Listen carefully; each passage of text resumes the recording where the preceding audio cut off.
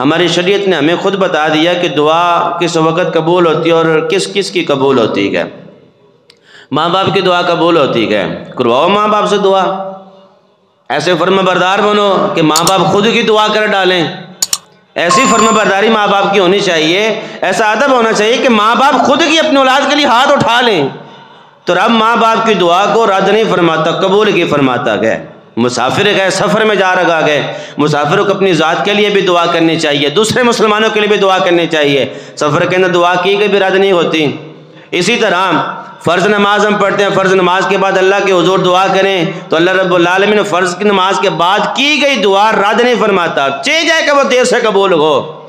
ہم جلد باز ہیں، ہم کہتے ہیں کہ ہماری زبان سے جملے نکلیں اور فوراً قبول ہو جائے، فوراً نتیجہ سامنے آ جائے۔ یار ہم دنیاوی امتحان دیتے ہیں، فوراً ہمیں رزلٹ نہیں ملتا، 15-20 دن مہینہ لگ جاتا ہے پھر ہمیں رزلٹ ملتا ہے، کون پاس ہے کون فیل ہے۔ اور رب کے حضور مانگنے میں اتنی جلدی کرتے ہیں کہ مولا مانگا اور جلدی دے دے۔ تاخیر کرتا ہے رب تو اس میں بھی بہتری ہوتی ہے۔ رب کی رضا پہ راضی رہنا چاہیے، ہمارا کام ہے مانگنا، مولا عطا فرما، دینا اس ذات کا کام ہے، جلدی دینا یا دیر سے دینا وہ بہتر جانتا ہے۔ دیر سے دیر لگا گئے تو وہ دیر سے آنا بھی بہتر ہے، اگر وہ جلدی دیر لگا گئے تو جلدی ملنا بھی ہمارے لیے بہتر ہے۔ تو رب کی رضا پہ راضی رہنا چاہیے۔ کمزور ہے، لاچار ہے، کسی کو کوئی نہیں سن رہا، وہ اگر رب کے حضور فریاد کرے تو رب اس کی دعا کی قبول فرما لیتا ہے۔ مظلوم آدمی ہے، در بدر کی ٹھوکریں کھا رہا ہے، اس کی سنوائی کئی جگہ پہ بھی نہیں ہوتی، کوئی سننے کے لیے تیار نہیں ہے، وہ مظلوم بھی رب کے حضور فریاد کرے تو اللہ رب العالمین مظلوم کی دعا کو بھی قبول فرماتا ہے۔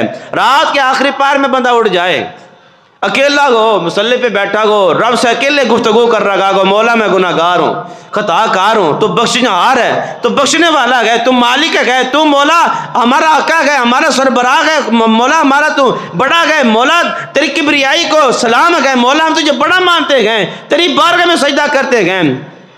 اس طرح دعا کریں کہ جیسے بچہ باپ کے ساتھ یا ماں کے ساتھ لاڈ پیار کر کے کوئی چیز مانگتا ہے تو آخری پار میں اس طرح دعا کی گئی بھی اللہ رب العالمین قبول فرماتا ہے۔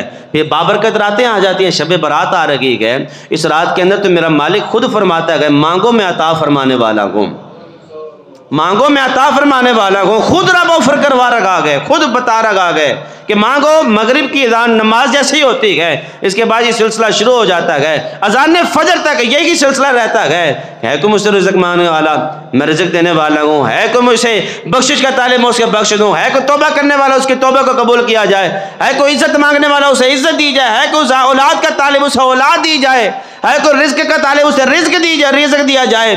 جو کچھ بھی بندہ اپنی خاطر مانگتا ہے، اگر مانگا ہوا بندے کے حق میں بہتر ہو تو اللہ رب العالمین اس مبارک رات میں عطا فرما دیتا ہے۔ شب معراج آ جاتی ہے، لیلۃ القدر رمضان شریف میں آ جاتی ہے، ایسی بابرکت راتوں میں اللہ رب العالمین خود آفر فرماتا ہے کہ مانگو میں عطا کرنے والا ہوں، مانگو میں عطا کرنے والا ہوں۔